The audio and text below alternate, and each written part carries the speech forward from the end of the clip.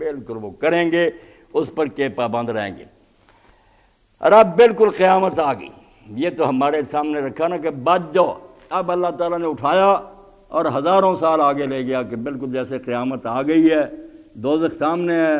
اللہ تخت پر ہے، مجرم لوگ اب منتیں کر رہے ہیں، معافیاں مانگ رہے ہیں۔ اب منظر بدل گیا تو اللہ کہتا ہے یا ایھا الذین کفروا لا تعتذروا اليوم، اے منکرو، اے بے دینو جو نہیں مانتے تھے کہ کوئی نہیں رسول سچے، کوئی قیامت نہیں، کوئی اللہ نہیں، آج کوئی بہانہ نہ، آج اب پتہ نہیں کروڑوں سال بعد آنا، مگر اللہ دکھا رہا ہے کہ تم وہاں پہنچ جاؤ، اس عدالت کو دیکھ لو کہ برپا ہے، مجرم کھڑے ہیں صفوں میں اور منتیں کر رہے ہیں، تو حکم ہوتا ہے کافرو، اے منکرو، اے بے دینو، آج کوئی منت سماجت نہ کرو، آج کوئی بہانہ نہ بناؤ، انما تجزون ما کنتم تعملون،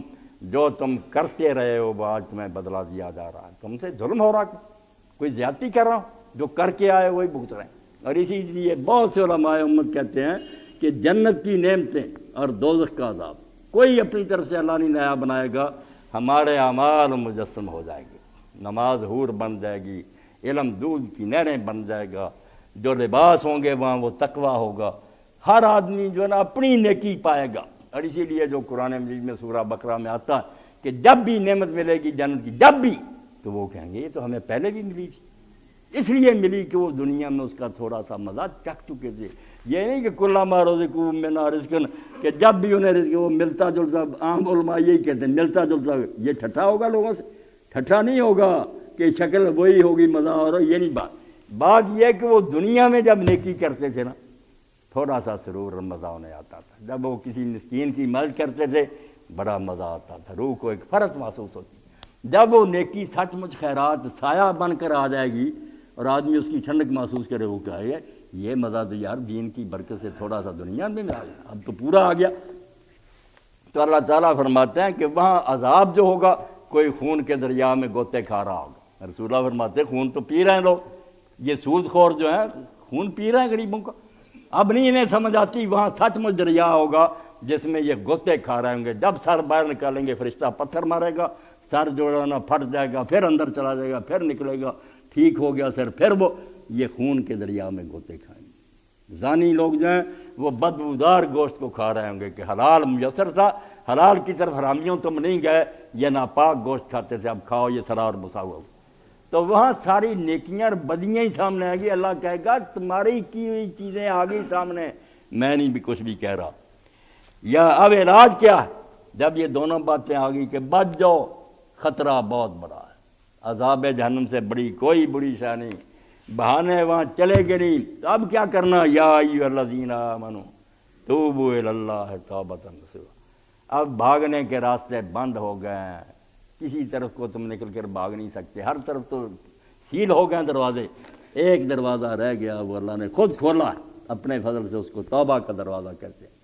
کہ باز آ جاؤ، جو کچھ ہوا اس کو چھوڑ دو، آئندہ کے لیے عزم اور فیصلہ کرو کہ اب نہیں یہ کام کریں گے، اور ساتھ ساتھ معافی مانگتے رہو، اور جن کے ساتھ ظلم کیا ہے ان کو اگر راضی کر سکتے ہو، ان کا حق واپس کرتے ہو واپس کرو، اور ساتھ اللہ تعالیٰ سے مدد مانگتے رہو۔ 5 چیزیں توبہ کے 5 عناصر اجزاء ہیں جس سے توبہ بنتی ہے، کہ پچھلے پر شرمندہ ہو، اگر پچھلے گناہوں پر خوشی محسوس ہو رہی ہے، فخر ہے کہ میں نے تو یہ کام کیا تھا، نہیں، توبہ نہیں ہوئی۔ شرم سے ڈوب جاؤ، پسینہ آ جائے، قطرے سمجھ کے شان کریمی نے چن لیے، قطرے جو تھے میرے عرق کے انفیاد، ایسے شرمسار ہو کہ بالکل اللہ تعالیٰ سمجھے کہ واقعی دل سے شرمندہ کہ میں یہ کیا کرتا تھا، کس لیے آئے تھے اور کیا کر گئے۔ اس لیے پہلے نادم ہو ماضی پر،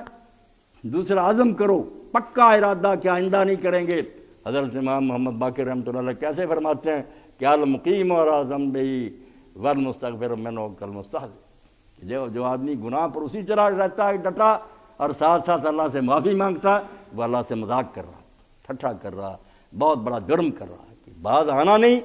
اللہ سے مخالفت کر رہا ہے کہ معاف کر دی۔ تو اللہ تعالیٰ فرماتے ہیں کہ اے ایمان والو، اب جو تم نے سمجھ لیا کہ دوزخ سے بڑا کوئی خطرہ نہیں، بچاؤ ہے کوئی نہیں، نگران فرشتے ہیں سخت،